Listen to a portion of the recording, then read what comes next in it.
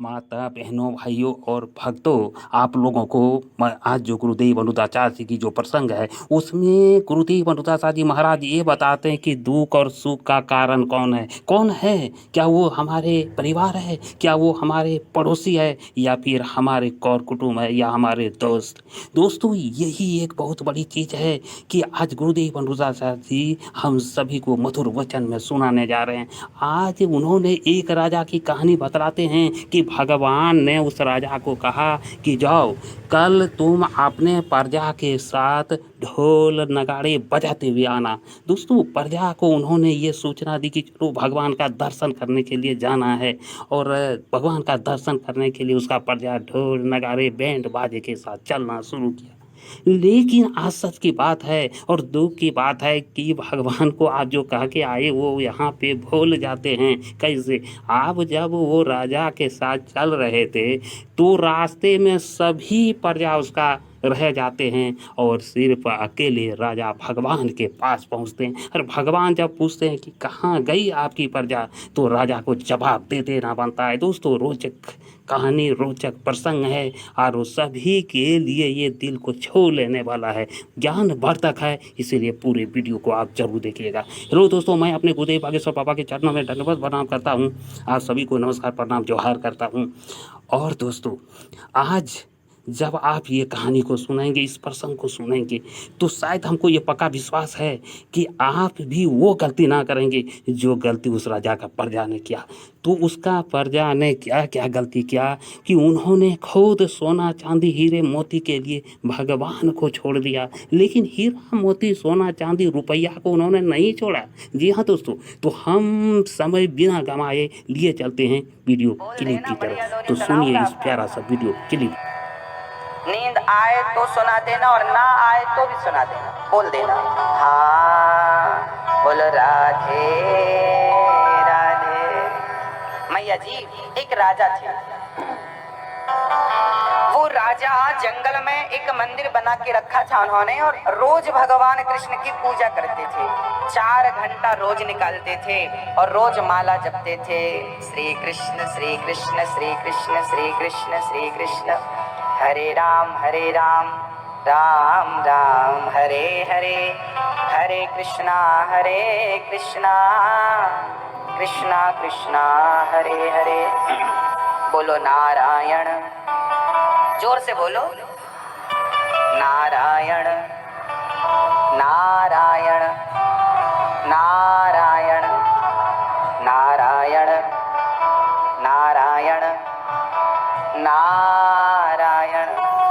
बस श्री राजा रोज वहां जाते और प्रेम पूर्वक ध्यान लगाकर बस भगवान की भक्ति करते। एक दिन भगवान प्रकट हो गए, राजन मैं आपकी सेवा, आपकी भक्ति, आपके प्यार से बहुत प्रसन्न हूँ, मुझसे वरदान मांगिए। राजा के भगवान ने कहा कि मांगो, तो राजा ने कहा प्रभु मुझे एक ही वरदान दो कि मेरी पूरी प्रजा को आप दर्शन देकर उनको भी कृतार्थ कर देंगे, आप सबको दर्शन दीजिए। भगवान ने कहा राजन मेरी भक्ति आपने की है, मुझे आपने बुलाया है और अपनी प्रजा को दर्शन दिलाना चाहते हैं। तब राजा बोले प्रभु मेरी प्रजा आपका दर्शन कर लेगी, तो एक राजा का परम धर्म है कि वो अपनी प्रजा का कल्याण करे। आपका दर्शन मेरी प्रजा कर लेगी, उनका कल्याण हो जाएगा। मैं सबका कल्याण चाहता हूँ। सर्वे भवन्तु सुखिनः सर्वे सन्तु निरामया, सर्वे भद्राणि पश्यन्तु मा कश्चित् दुःख भाग् भवेत्। मैं सबका कल्याण चाहता हूँ ना। तो भगवान ने कहा ठीक है, कल ठीक सुबह 10 बजे आप अपनी पूरी प्रजा को मेरे पास लाना, मैं सबको दर्शन। अब देखिए राजा गए, नगर में ढिंडोरा पीटा, कल 10 बजे चलना है, 10 बजे मिलेंगे, मतलब सुबह 6 बजे रेडी हो जाना। अब जैसे फ्री में भगवान मिल रहे हो, बिना मेहनत के वो छोड़ेगा क्या। अब बच्चों से लेके बूढ़े तक तैयार हो गए और बड़े बाजे गाजे के साथ कीर्तन चालू हो गया। श्री कृष्ण गोविंद, सारे लोग सब तैयार, राजा आगे आगे, पूरी प्रजा पीछे पीछे चल पड़ी। जंगल में भगवान दर्शन देने वाले हैं। श्री कृष्ण गोविंद हरे मुरारी, हे नाथ नारायण वास, चल पड़े श्री कृष्ण। जैसे ही प्रजा आगे चली, जंगल में प्रवेश हुआ, वैसे ही गांव वालों को पैसों का ढेर नजर आ गया। पैसा ही पैसा, पैसा ही पैसा। अब गांव वालों ने ढोलक मजीरा छोड़ दी, कीर्तन भजन छोड़ दिया और सीधा पैसे के ढेर पर जाकर चढ़ने लगे और समेटने लगे, पैसा पैसा पैसा। राजा बोल रहे हैं, भैया भगवान आगे हैं, पैसों के चक्कर में ईश्वर को मत छोड़ देना। गांव वाले बोले, क्या बताएं राजा साहब, बड़ा कर्जा हो गया था, इतना पैसा पहली बार देखा है, ये मिल जाएगा तो सारा कर्जा निपट जाएगा, फिर भगवान का दर्शन करेंगे हम। अब राजा ने समझाया, भाई भगवान से मिलने आए हो, ये तो गलत बात है। चढ़ गए ढेर पर। कुछ समझदार थे, राजा ने बुलाया, भाई कुछ समझदार थे, राजा ने बुलाया, भाई चलो। कुछ समझदार थे, उतर गए। 25-50 लोग उतर गए, बाकी पूरी प्रजा पैसों को देखकर पागल हो गई। कुछ उतर गए समझदार। अब जो उतरे वो कीर्तन करते चले, श्री कृष्ण गोविंद हरे मुरारी। 100, 200, 300 कदम रखा था कि आगे सोने और चांदी का ढेर था।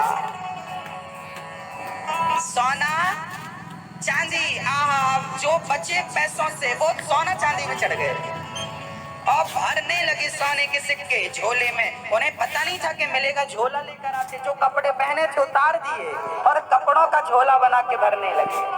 दुपट्टे बिछा दिए, पोटरी बना के खोपड़ी में रख के ढोने लगे। राजा फिर हाथ जोड़ा, भैया आगे भगवान मिल रहे हैं, कहाँ उलझ रहे हो आप। लोग नहीं माने। 2-4 समझदार थे, चढ़ा, बड़े भक्त थे, उतर गए, ना ना हमें सोना नहीं चाहिए, भगवान चाहिए। आगे चले, जैसे ही 100-200 कदम रखा तो हीरा मोती का ढेर था। अब जो पैसों से छूटे वो सोने पर, जो सोने से छूटे वो हीरे मोती पर चढ़ गए। राजा बोलते रहे, भैया 9:45 बज गए, 15 मिनट बचा है, भगवान से मिल लो, वापस आओगे तो कोई ले नहीं जाएगा, बाद में समेट लेना। गांव वाले बोले, भगवान से बोलना कि वो कल मिले, हम कल जरूर आएंगे दर्शन करने के। राजा अकेले, कोई नहीं आया, राजा अकेले गए तो भगवान जी खड़े थे। अरे आपने तो कहा था पूरी प्रजा को लेकर आएंगे, आप तो अकेले आए हैं, कहाँ है आपकी प्रजा।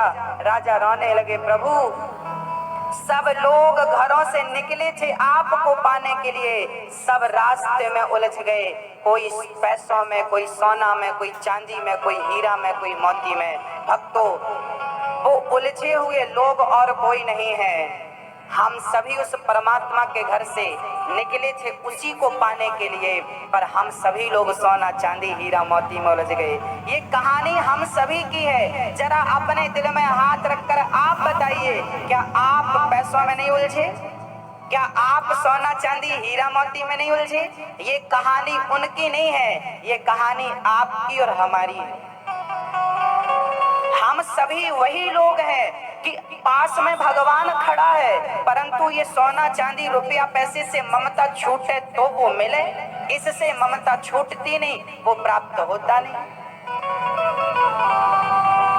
और आपकी ममता यदि धन दौलत से छूट गई, तेरा मेरा छूट गया, पत्नी परिवार छूट गया, तो क्या वो मिलेगा नहीं तुम्हें? एक बात बताओ मेरी माँ। दोस्तों, माताओं, बहनों और भक्तों, अभी आप लोग जो ये सुने तो गुरुदेव अनुताचार्य जी महाराज का कहना है कि ये हम लोग हैं, कोई दूसरा नहीं। कहानी के माध्यम से सिर्फ वो हम सभी के लिए बतलाए गए हैं। तो देखिए, सोना चांदी रुपया पैसा में हर आदमी उलझकर भगवान को बिल्कुल भूल गए हैं। यही बात भगवान को कहकर आप आए हैं और आई हैं और आज यहाँ पर भूल रहे हैं। लेकिन भगवान को प्राप्त करने के लिए ये दिल का ऊपर वाले शरीर का भाग साफ करना जरूरी नहीं है। गुरुदेव अनुताचार्य जी कहता है कि आत्मा को साफ साफ कीजिए यानी अंदर साफ कीजिए। अब अंदर साफ कैसे होती है, ये चीज अनिरुद्धाचार्य जी महाराज गुरुदेव बड़ी ही अपनी मधुर वाणी में समझाते हैं। अब आपको ये देखना और सुनना और समझना है कि सच में जो एक जीवधारी जब यहाँ पे आता है तो क्या उसका परम धर्म परम कर्म होता है कि भगवान की प्राप्ति करना, क्योंकि ये मौका सिर्फ यही जीव में यानी मनुष्य तन में ही संभव है।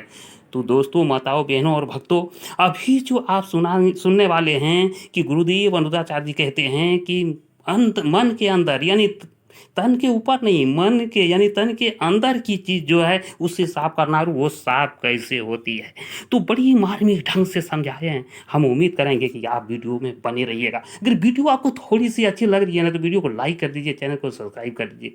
दोस्तों, उषा घनश्याम ब्लॉग चैनल का सदस्य बनिए, मेरा मान सम्मान बढ़ाइए। आपको विश्वास दिलाता हूँ कि वीडियो आपके लिए इंफॉर्मेटिव रहेगी, वीडियो आप लोगों के लिए ज्ञानवर्धक रहेगी और साथ ही आपकी जीवन की उद्धार करने लायक वीडियो रहेगी। तो दोस्तों, वीडियो में आप पूरी तरह बने रहिए और अगला क्लिप के लिए तैयार रहिए, जो गुरुदेव अनिरुद्धाचार्य जी कहते हैं कि पहले मन को साफ कीजिए, और मन आपकी साफ हुई तो समझ लीजिए कि भगवान को आप प्राप्त कर सकते हैं। ये पैसे सोना चांदी में नहीं उलझेंगे आप, ये दावा करते हैं गुरुदेव अनिरुद्धाचार्य जी महाराज। तो अभी मैं जो क्लिप सुनाने वाला हूँ, हम उम्मीद करेंगे कि आप लोग दिल से मन से और इस क्लिप को जरूर सुनिएगा और जीवन में उतारना है, उतारिएगा, सिर्फ सुनना नहीं है। अगर आप जरा सा भी उतार लिए तो कल्याण है, ये जीवन में आना आपका सार्थक होगा, अन्यथा ये जीवन बेकार। ऐसा हम नहीं कर रहे हैं, गुरुदेव अनिरुद्धाचार्य। चलिए ये प्यारा सा सुनहरा सा वीडियो के लिए, मजेदार वीडियो के लिए मैं हाँ मेरी माँ,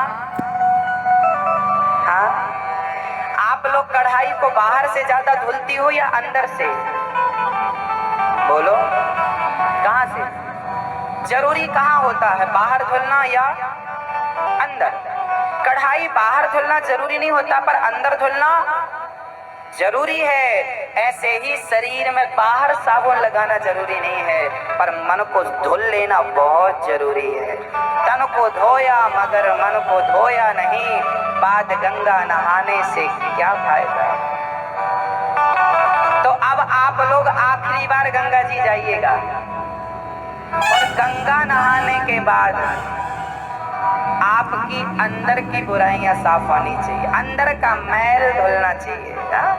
कौन कौन? अच्छा, मैल किसे कहते हैं? अंदर मैल क्या है बताओ, आप बताओ मैल किसे कहते हैं? भैया जी, ओ भैया बताओ मैल किसे कहते हैं? गंदगी, जो मन गंदा होता है, लोग कहते तेरा मन गंदा है। गंदा मन कैसे होता है आप बताओ? किस चीज से मन गंदा होता है? वो कौन सी चीज है जिससे मन गंदा हो जाए? बताओ। हाँ हाँ, प्याज? हाँ, अब हम बता रहे हैं किस चीज से मन गंदा होता है।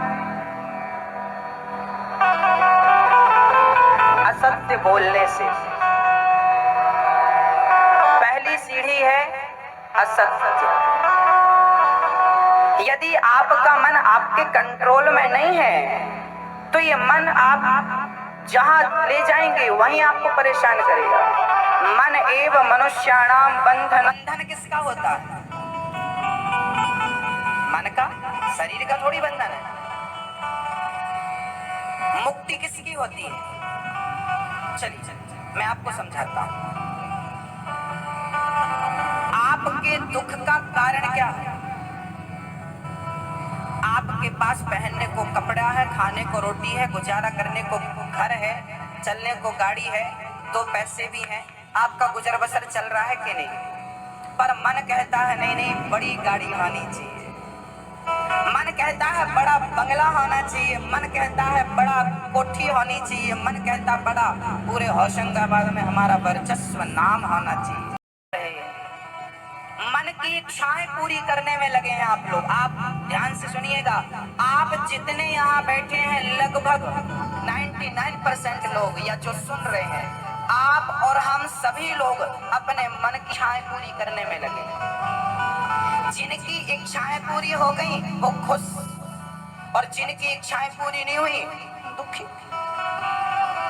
दुख और सुख बाहर से नहीं आता, मन ही दुख और सुख का कारण। कैसे? आपने पापा से 100 रुपए मांगे, पापा हमें मोबाइल दिलाइए, वो 20,000 वाला मोबाइल दिलाइए। पापा ने दिलाया, खुश। पापा ने मना किया, दुख। बताइए। पत्नी ने कहा सुना हमें हार बनवा दो, पति ने बनवा दिया, पत्नी खुश। नहीं बनवाया, दुख। हमें घर चाहिए बड़ा सा, हमारे पास घर नहीं है, घर चाहिए, घर मिल गया, घर बनवा लिया तो सुख, और नहीं बन पाया तो दुख। दुख कहां से आया? अब बताइए आप, दुख की उत्पत्ति कहां से आया?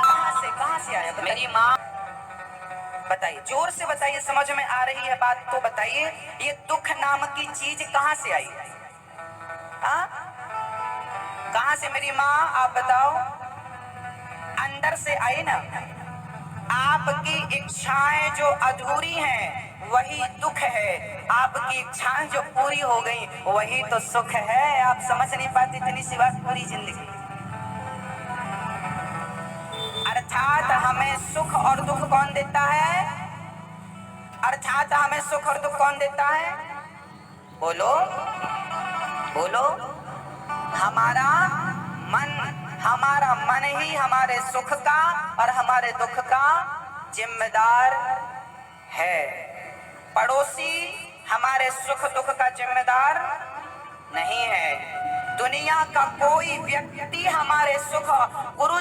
दोस्तों, माताओं, बहनों और भक्तों, गुरुदेव अनिरुद्धाचार्य जी महाराज कितना मार्मिक भाषा से समझाते हैं कि ये मन ही दुख और सुख का कारण है, और ये मन ही जो है दुख दिलाता है या सुख दिलाता है। इस बहुत अच्छी तरह से ये बात आपको क्लियर कर चुके हैं। बस हम ये कहते हैं कि बंधन भी मन का ही होता है और मुक्ति भी मन का होता है, तो मन का ही बंधन है। अगर आज दुख या सुख का जो अनुभव होगा वो मरने के बाद मन का होगा।